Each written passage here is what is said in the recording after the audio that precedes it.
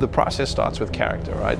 It starts with story and character, and that drives everything else, because all the detail and explosions and fidelity we add on top of that is nothing if you don't believe in those characters and the story they're telling you. I think one of the first things we did when Kevin was talking to us about it was, okay, well, these are the characters we have. Who are the new people we want to introduce? The biggest of which was Atriox.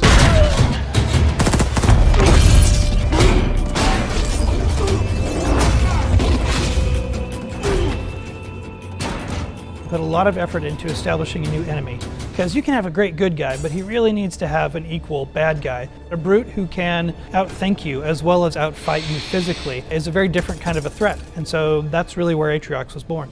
He was often sent on suicide missions, and he always returned, and that made him dangerous to the Covenant. So when we encounter him, he's at the crux of finding a way to amplify and strengthen that army. From a visual standpoint, everything should look like it should hurt you or potentially kill you. We wanted to layer that on top of some of that recognizable Covenant technology. So lots of ramming spikes, lots of layered armor, things that spoke to a brute's sensibilities and aesthetic choices. And then we've also given him little trophies, little very subtle elements that kind of speak to maybe what his past has been like, you know, things that could have just been from somebody that he's dispatched in the past and decided to just keep as a trophy and make it part of his collection. But also the form from function, where armor is at serves a role. You know, he would be more protected around the core, like his chest, and he's got a larger shoulder pad because he's got an augmented gauntlet. Like, this should feel like a bipedal tank.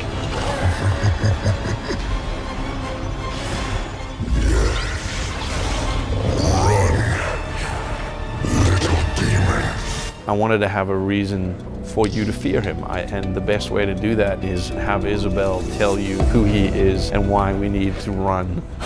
Spartans, thank God. We have to get out of here. When we first meet Isabel, she shows up in a way that we haven't seen AIs behave in Halo before. She's freaked out. When we created Isabel, we wanted to make a different kind of AI. AIs are generally perfection. We wanted a flawed AI from the outset. We wanted her to be a little bit more rough around the edges. She's logistics, so she's, you know, kind of like the tank girl. Ripley from Aliens 2 was a big influence in that. I need her down there with me. Isabel? Sorry, sir. After recent battle reports, you should have figured out that there are rules around here. I intend to break one.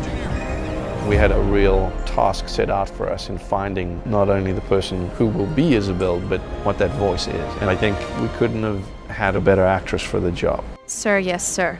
With the way that we shoot mocap, it has to be the same person who we're scanning for our character model. So this person not only has to look like the character, but has to act like the character and has to sound like the character. To get the likeness and fidelity that we really wanted, the technology demands that you essentially cast who you want to be that character.